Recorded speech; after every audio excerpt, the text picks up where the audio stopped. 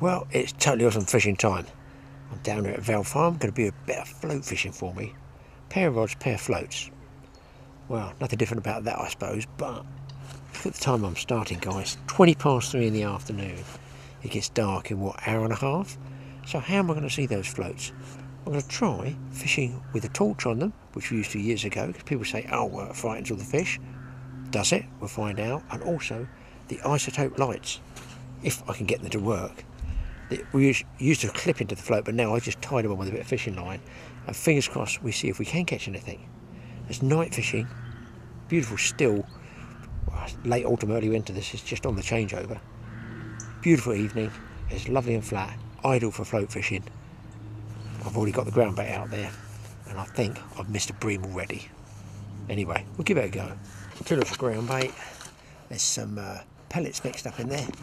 Oh, and a little bit of brand usual stuff, just regular ground bait, but I kept it separate, just a mashed up loaf like this. That's all it is. I'll show you if I can find it. I've been using this toasty bread, and if anybody said what's your best bait through the year, Graeme, it's going to be this stuff, I'm telling you. Don't know why, it mushes up to that. And I throw some in.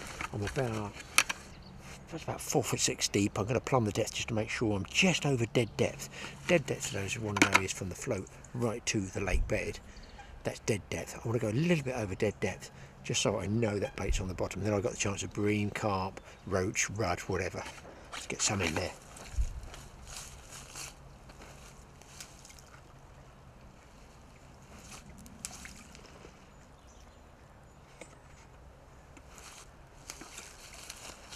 Doesn't hurt to give them a little bit of a mixture, loose sloppy bread, but this I'm squeezing really pretty hard. I'm going to try and make a ball of it like this, you see. If I throw it in loose, all the roach and rudd will take it all quickly before the bigger fish get a chance to move in it. So a little tip there, sometimes it does pay you to keep the ball of ground bait a little bit harder. It gives them something to chew away. The little ones will still chew away at it, but they don't get through it quite so quickly.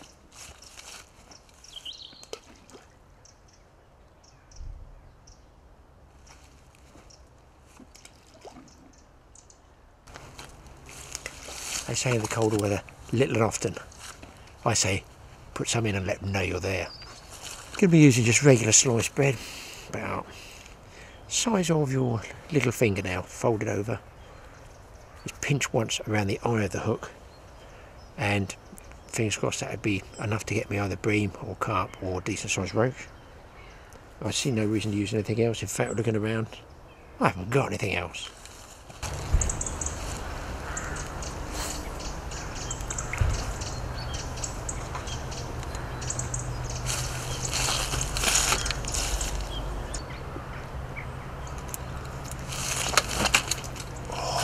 Missed one. Straight out the box, and I've missed one. Guys, watch those floats for me. I've missed two and gone up the tree. I put the rod down and straight on, guys. Single tone, I didn't even see the float go. I don't know if it's a bream, it's a big bream. It can't be. The bream haven't got enough power like this has got. Funny fight. It's got to be a carp, boys. Got to be. Try and net him here. Right. This caught me on the hop because I didn't think I'd get fish quite this quick. That was pretty fast. He's fighting strange. I wonder if he fell hook.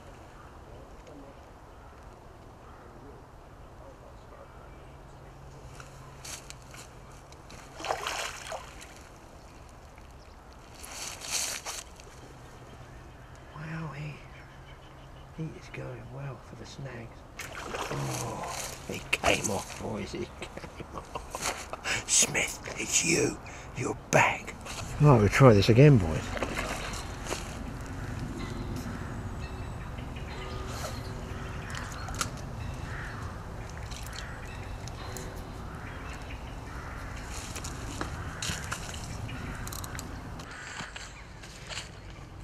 you should be able to see that float. I mean, oh, there's a dip. There's a dip. Did you see it?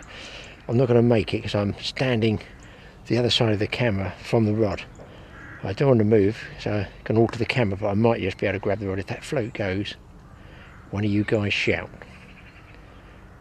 I've got a tangle on the other rod. I need to sort it out, but do I leave the camera running, or do I wind that one in, or leave that rod out? I think I'll leave it out.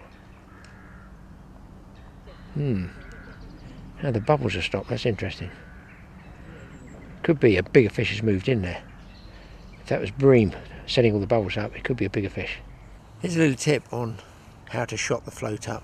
You can either shot it so that it cocks like this, or you can have a self-righting or self-cocking float where the weight is integral here.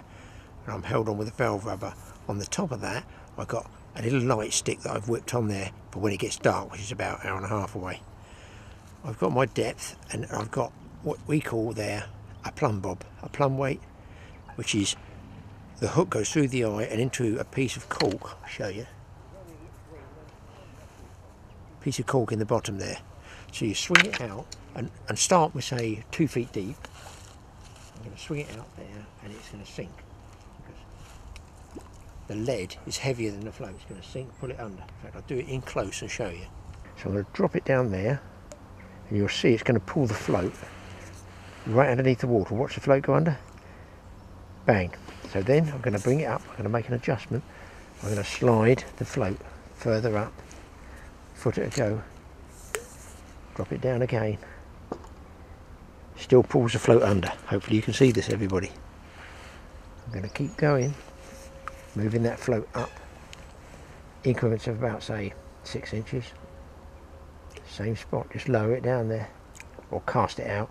Now I can just see the float under the surface.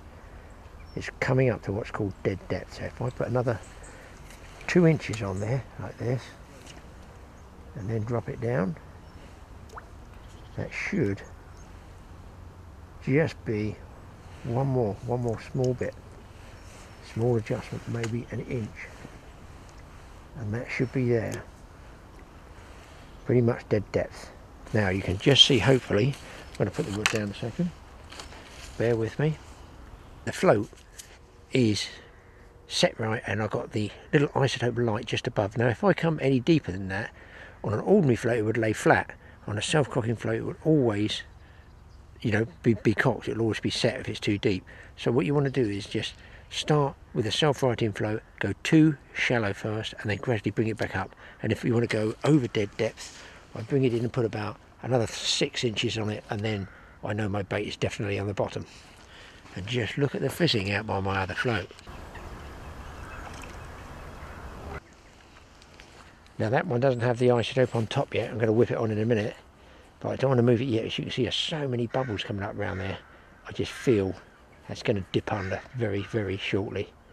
I think they're probably bream bubbles, but you never really know. There goes the float. It's a very, very small bite. There's a mass of bubbles behind it. The thing is with bread, oh, there we go, nearly. I'd like to get on camera for you. I'm just going to throw another couple of pellets of ground bait out there.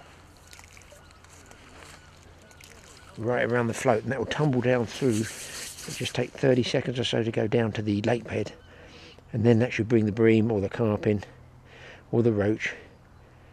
And about now I would be expecting to get a bite on that float. Now listen, I'm float fishing barely 1.5, 2 rod lengths out, but wherever your baiting area is, don't throw this plumb weight directly into the swim. If you've already put a load of ground bait in there, you should plumb the depth first and then put your feed in. Otherwise you could spook the fish. Or I always, say I get tangled or get caught in weed or something like that and I think I've lost my depth, I put the plumb bob on and I just go beyond my swim, right? I cast past it so the shock of that hitting the water doesn't spook the fish, and then draw it back like this slowly into the baited swim and then reset it. Otherwise, if you cast the weight straight into the swim, boom, that's going to spook any fish. So cast beyond it and then just draw the float back with that weight right past it. Draw it back into the swim, let it settle. I'll show you. just let it settle, and then that's dead depth there. Right, I now know that's right. I can bring it quietly in, take the plumb off and put some bait on there, get 2 rods out.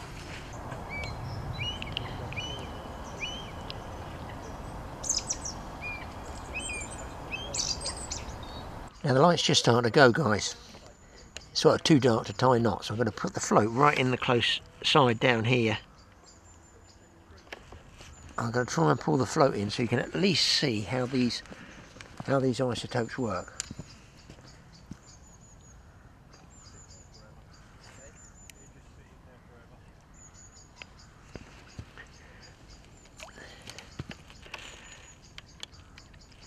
Now from here you can see, you can't see the red top of the float, but you can certainly see the high glow of that green isotope. There we go, I'll go in a bit closer.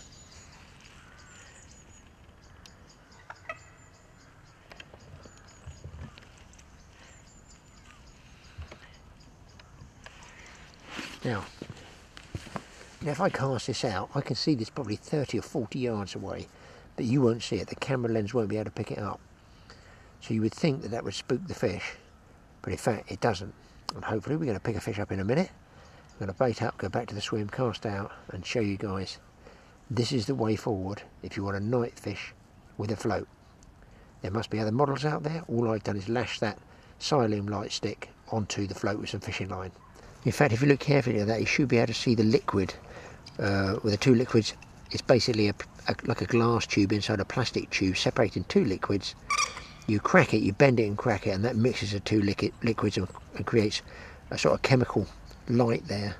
And you can freeze those. Like tonight, I'm going to use it for maybe an hour and a half, and then I can take it home, I can put it in the freezer and bring it out again whenever I want.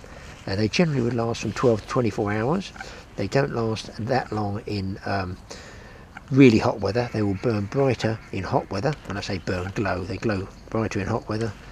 And the colder the weather is, less of a glow, but they will last a lot longer.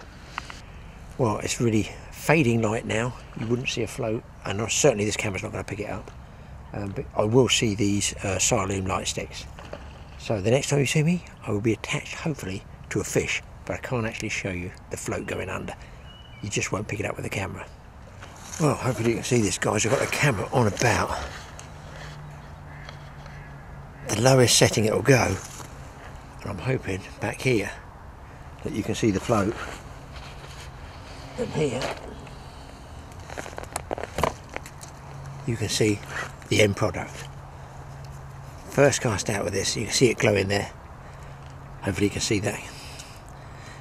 First cast out with this, and there you go. Just went straight under. Nice bream.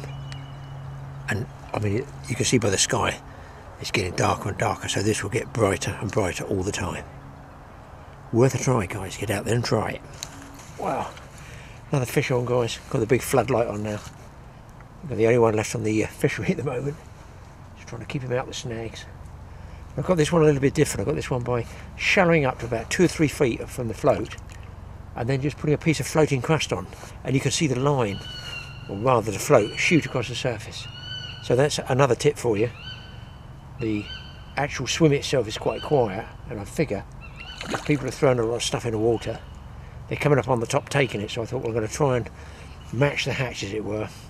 People throwing their sandwiches and stuff like that, and obviously carp come from the bottom, come up on the top, and I thought, you know what, I'm going to try floating crust on an isotope like I used 2 years ago, and I'm hooked up.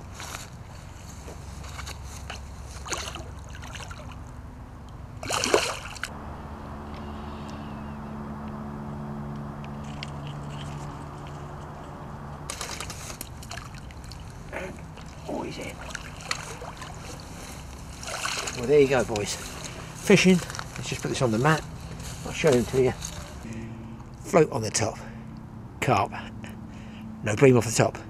But just goes to show you that it may be too dark to see the float, but it's not too dark to see the float if it's got one of those isotopes on. Give it a go. Float fishing at night used to be great fun 30, 40, 50 years ago. People used to do it all the time. You get fish like this.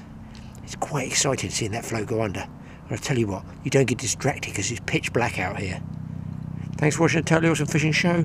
Watch out for TAOUTDOORS, my show, and we'll see you again somewhere. Sea, salt, beach, boat, river, lake, trout fishing, whatever. Well, people, what can I say?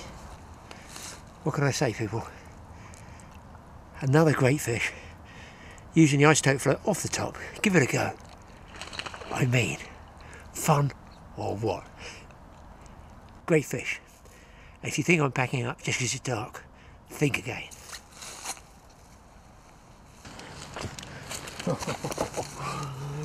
Well, I tell you what, people, it's something to close out with a fish this size. I've already closed out twice before. And there we go. A super fish. Glad I stayed on that floating crust. Fish looks 14, 15 pounds. Well pleased with it. Man alive, what a session. Get yourself one of those night floats and give it a go. Especially on the top. I don't know what to say, people, I really don't. Oh, elbows are aching now. Gee, it doesn't feel a bad fish. It does not feel a bad fish. Haven't seen it yet. Cast was out a minute, and you can see that float dip, the 1 inch of the isotope float. You just see it going off. Out. You can't see the crust, you can't feel the take. You just see it dip. It's just got to be a really killer method. I'll turn that around for you. I've got to get home. I'm in such deep doo-doo.